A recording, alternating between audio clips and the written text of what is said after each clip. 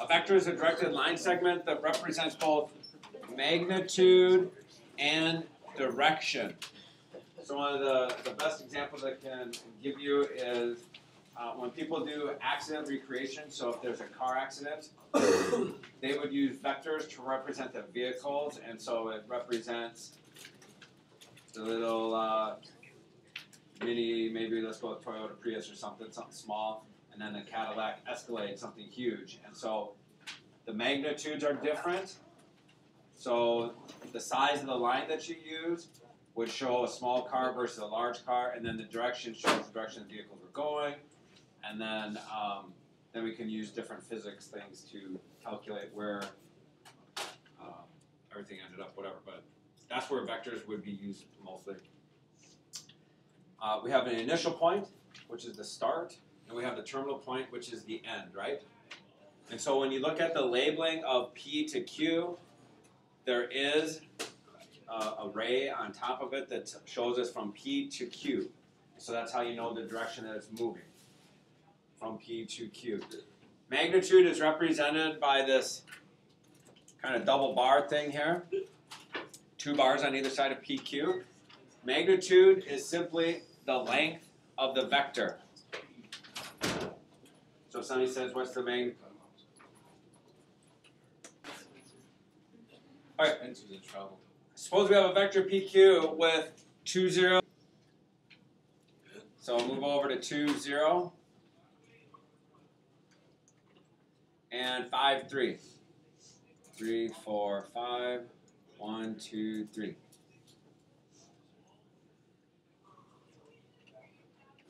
So it went from P to Q. They say draw the vector, which we did that, and then it says find the magnitude. The magnitude is simply, well, let's use their notation.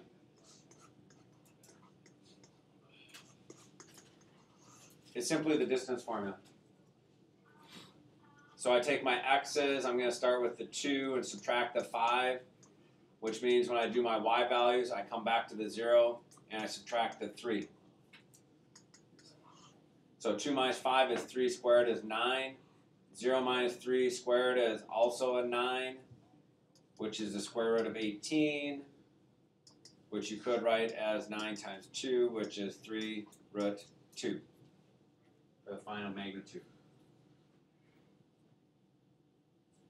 Simply the distance formula. Now it says move the vector so it starts at 0, 0. So visually what you would do is you'd walk up to your vector.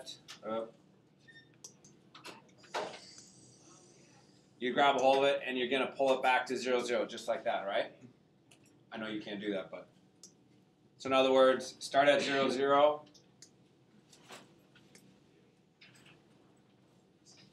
And you would draw it to there.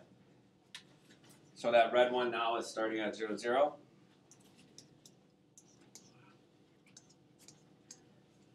What did I have to do to that blue vector to get it to start at 0, 0?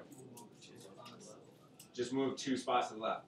So you're going to move every dot 2 spots to the left.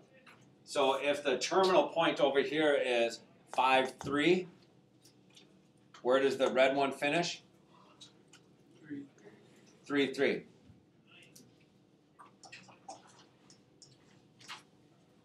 Okay? Any questions on that? All I did is move it everything 2 to the left. When a vector is repositioned so it starts at 0, 0, it is in component form. We might also say that's a normalized vector. We're bringing it back to 0, 0.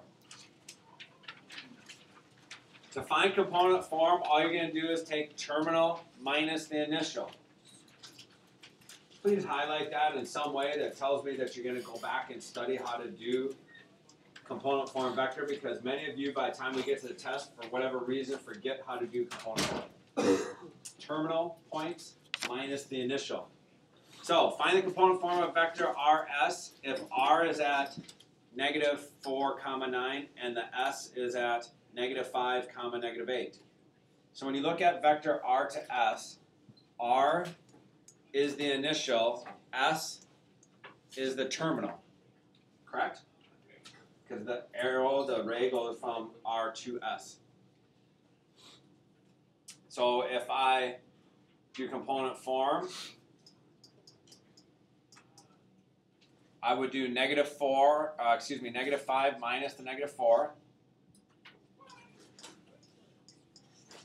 So I'm taking the terminal x minus the initial x. And I'm going to take the negative 8, which is the terminal y, minus the initial y. So what's negative 5 minus negative 4?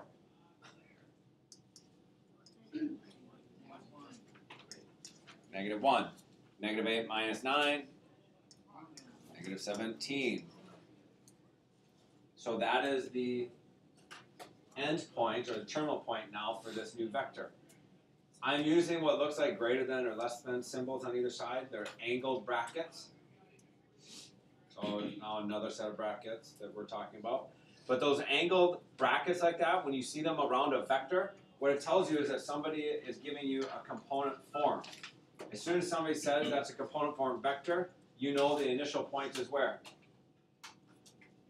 Here's the end point. Where's the initial point? 0, 0. Back at 0, 0. So negative 1, negative 17 is the terminal. 0, 0 is the initial. So when somebody says, what is the magnitude of RS? What are we doing? What are you going to do with magnitude again? Distance formula. What's my other point? This is the terminal. Where's the initial? Do I really need to worry about subtracting 0? No. So if you go to calculate the magnitude, you know, some of you might forget, and maybe you do. How do you know it's asking for the magnitude of the changed one? It doesn't matter. The distance will not change if you go from regular vector back to a component form. So looking at this, do I really need to be doing the 0? No.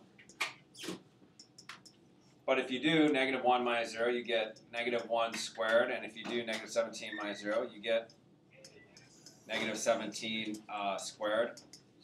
1 squared is 1.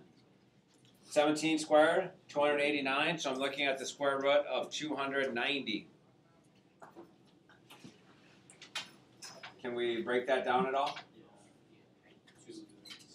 The factored form would be 29 times 10, which would be 29 times 2 times 5. Those are all prime numbers, so there's nothing to do.